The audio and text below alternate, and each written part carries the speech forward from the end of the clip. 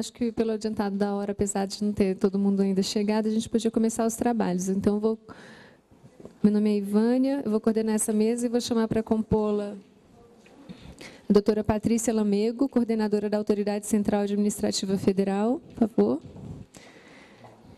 A graduada em Ciências Políticas e Direito pela Universidade de Brasília e em Relações Internacionais pela Universidade de George Washington. E tem mestrado em Relações Internacionais, também pela UNB, e pós-graduação em Administração Pública. Bem-vinda. Por favor, doutora Ana Paula Amaro da Silveira, juíza da Primeira Vara Civil e da Infância da Comarca de Gaspar e membro da Coordenadoria de Infância e Juventude de Santa Catarina. Prazer. Doutora Maria de Fátima Pereira da Costa e Silva, juíza de Direito de São Paulo, especialista em Direito Penal pela USP e juíza assessora da Corregedoria de Justiça de São Paulo. Thaís Botelho, secretária executiva da Comissão Distrital Judiciária de Adoção, assistente social, especialista em violência doméstica contra crianças e adolescentes pela USP. Acho que ficou bem apertadinha mesmo. Bom, nossa mesa ela vai tratar da adoção internacional na perspectiva de vê-la como encontros possíveis e como é essa realidade no Brasil. Nós vamos ter 20 minutos para cada apresentação. Meu papel chato aqui é de controlar esse tempo. E eu vou começar passando a palavra para a doutora Patrícia Lamego. Bom dia. É um privilégio, um prazer estar aqui falando em nome da Autoridade Central Federal. Agradeço a doutora Thaís pelo convite. E a primeira coisa que eu gostaria de dizer é que esses eventos são sempre... Já participei, é a segunda vez que eu participo do Encontro Nacional dos Grupos de Apoio à Adoção. E é sempre um prazer muito grande participar desses encontros e estar em contato com pessoas que estão no seu dia a dia lidando com essa temática da infância.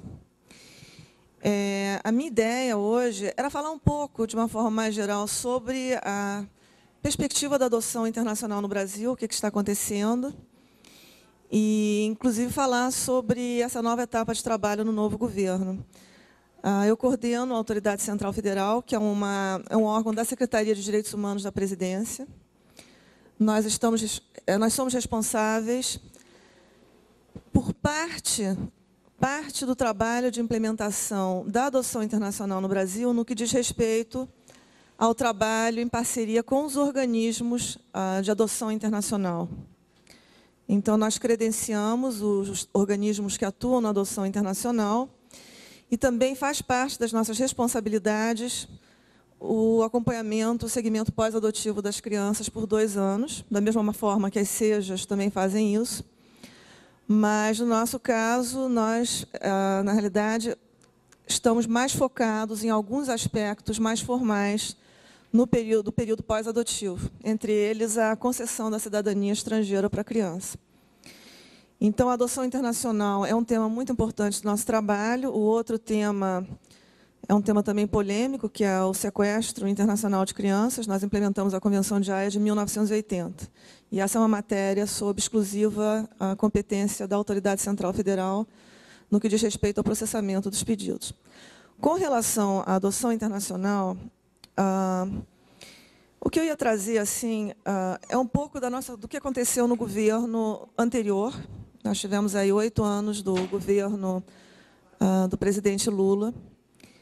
Foi um período de consolidação da adoção internacional. Eu acho que, em termos, inclusive, normativos, houve a reforma, né, do ECA, aprovação da lei de adoção, e durante o trabalho com o Congresso de análise e regulamentação da lei da adoção, na realidade, se tratou muito da adoção internacional também, né? Havia uma preocupação de se regulamentar, no projeto de lei de adoção, que acabou virando uma emenda ao ECA, a temática da adoção internacional. Então, hoje nós temos dentro do ECA todo o trabalho, todas as atribuições da Autoridade Central Federal e das autoridades estaduais estão hoje incorporadas no Estatuto da Criança e do Adolescente. Esses 8 anos do governo Lula, eu diria assim, foi um período muito produtivo. Nós trabalhamos em parceria com as comissões judiciárias de adoção internacional, com as SEJAs, no âmbito do Conselho das Autoridades Centrais Brasileiras. E foram 12 reuniões, 13 reuniões desse conselho. Reuniões que nós temos uma reunião anual e reuniões também, uma reunião anual ordinária, reuniões extraordinárias. Então, foi um período muito produtivo. Muito interessante o trabalho em parceria com o Poder Judiciário. E o objetivo desse trabalho, na realidade, é acompanhar o Judiciário, na realidade, a adoção internacional é uma matéria de competência exclusiva do Judiciário, no tocante aos processos de adoção. E foi muito interessante, eu acho, para a gente que está no Executivo, acompanhar esse trabalho. Eu acho, assim, do que nos diz respeito, eu sempre elogio muito a seriedade do trabalho feito pelas comissões de adoção e pela maioria dos organismos internacionais com os quais nós trabalhamos. Eu tenho estatísticas, inclusive nós temos um trabalho também com a Polícia Federal de acompanhamento do número de adoções, né? Porque a Polícia Federal expede os passaportes das crianças. E o que nós vemos é um número mais ou menos constante, talvez com uma pequena queda nas adoções internacionais. Em 2008, nós tivemos 423 adoções internacionais no Brasil, das quais 360 foram para a Itália. Então, a Itália continua sendo o país receptor de crianças brasileiras. Em 2009, nós tivemos 399 adoções internacionais, caiu um pouquinho. Continua sendo a Itália, com 306, o primeiro país. Segundo país na nossa lista sempre foi a França. Terceiro, a Noruega. Quarto, a Espanha. E eu me refiro aqui às adoções que ocorreram através de organismos, porque nós temos Estados Unidos também, que ainda não tem um organismo credenciado, nós não temos ainda um organismo dos Estados Unidos atuando no Brasil.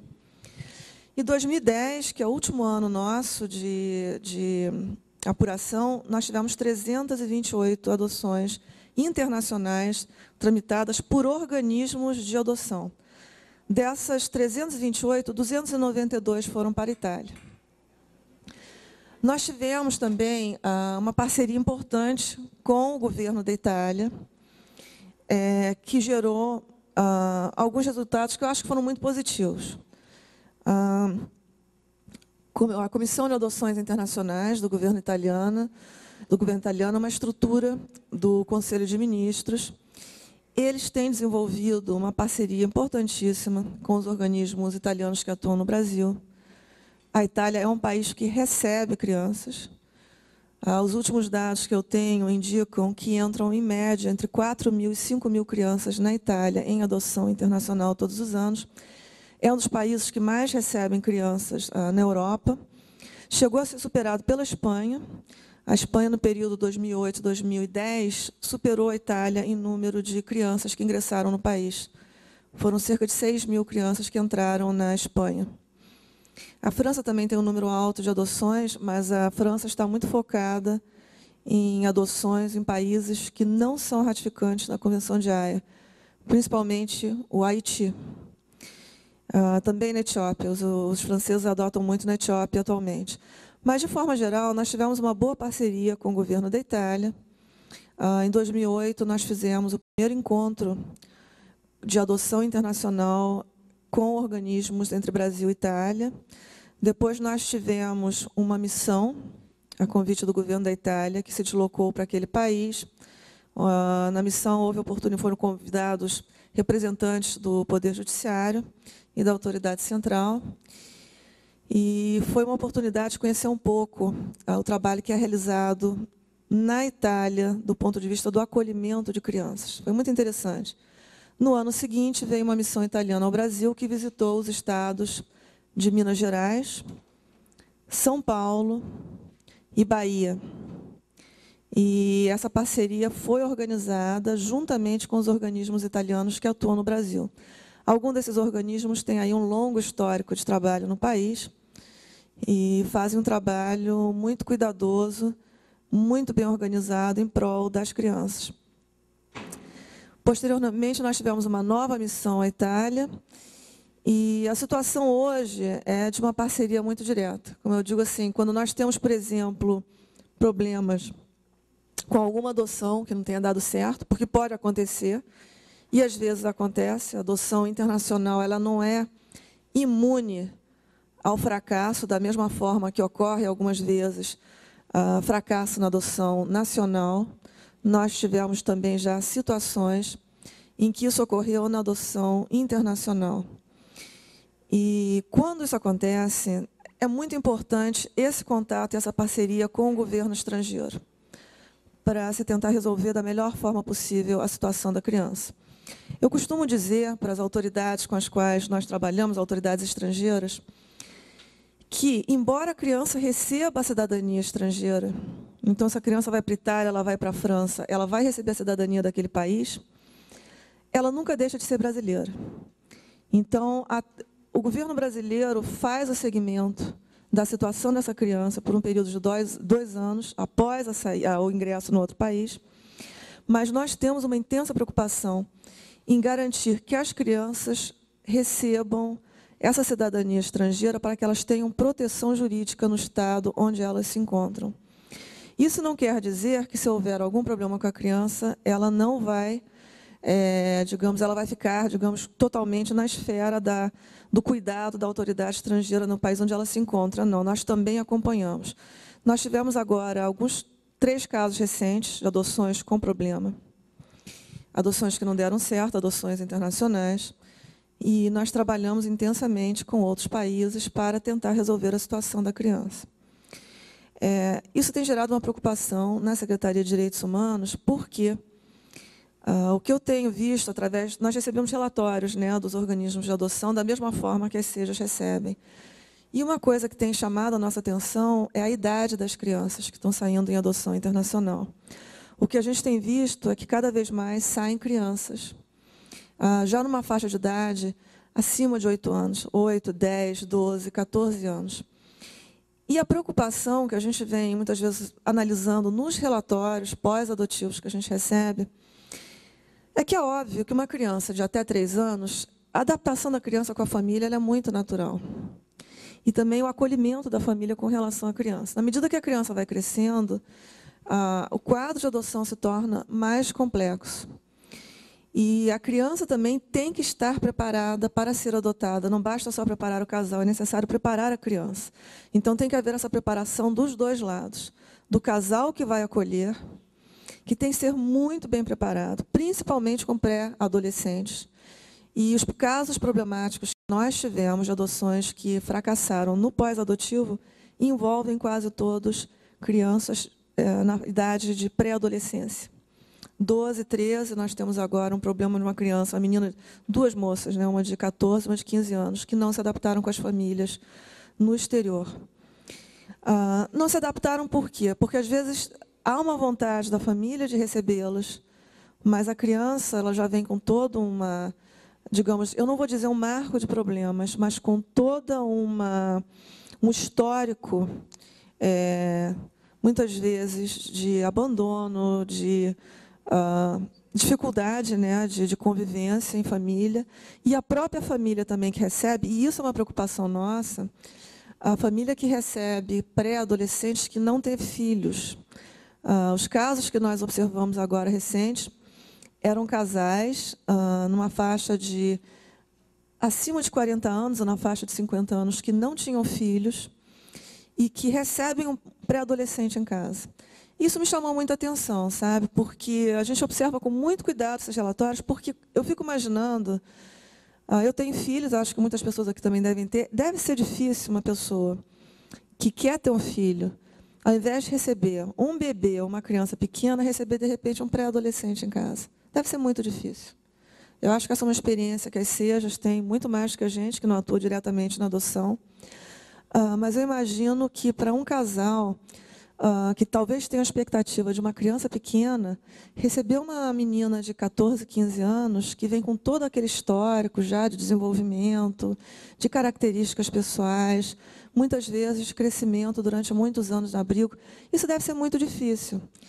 E o que tem me gerado mais preocupação, eu acho que é uma preocupação da nossa secretária, a ministra Maria do Rosário também, é justamente com essas adoções, né, envolvendo, é o que a gente vem conversando um pouco na secretaria, adoções que envolvem casais mais velhos estrangeiros, que normalmente se inscrevem querendo crianças pequenas, mas que em algum momento descobrem que vai haver uma grande dificuldade em adotar crianças pequenas, acabam sendo induzidos a adotar crianças maiores e recebem uma criança acima de 10 anos. Então, é uma situação complicada.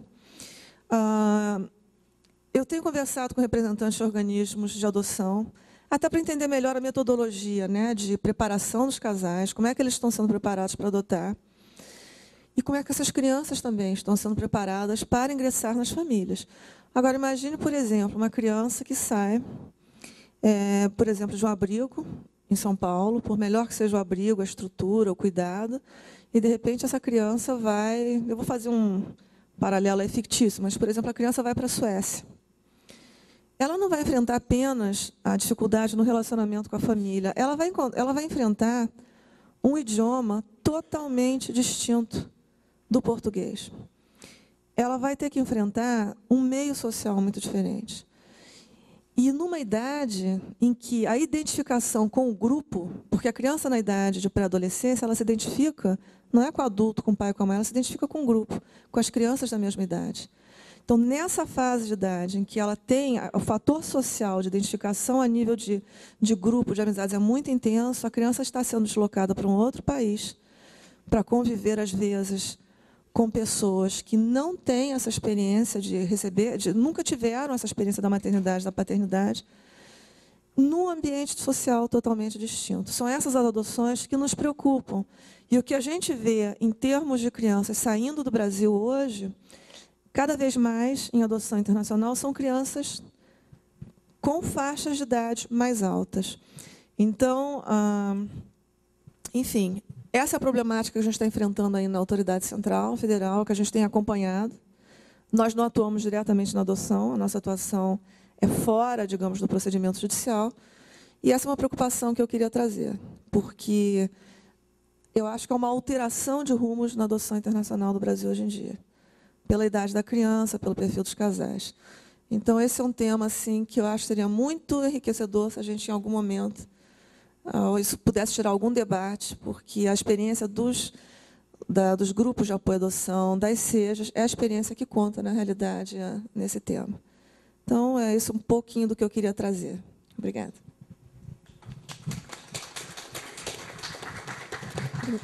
Obrigada, professora, doutora Patrícia. Vamos passar, então, a palavra à doutora Ana Paula.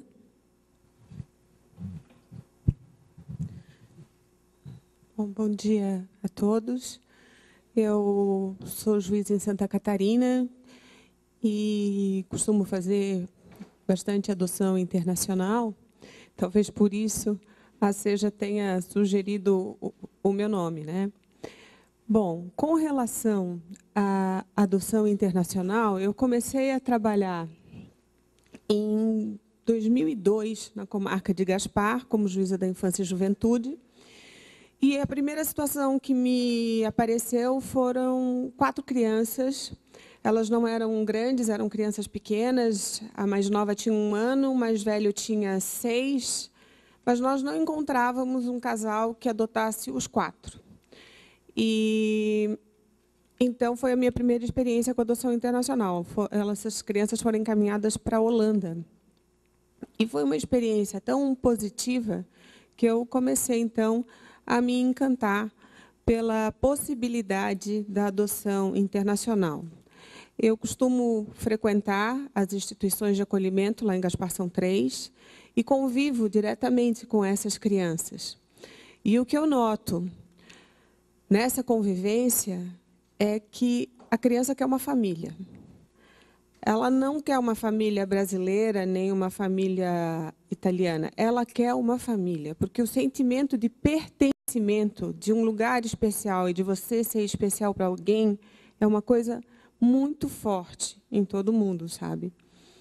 Numa ocasião, eu estava na instituição e uma menininha, o nome dela era Infância. A Infância chegou para mim e disse: tia, sabe, eu sou muito ruim.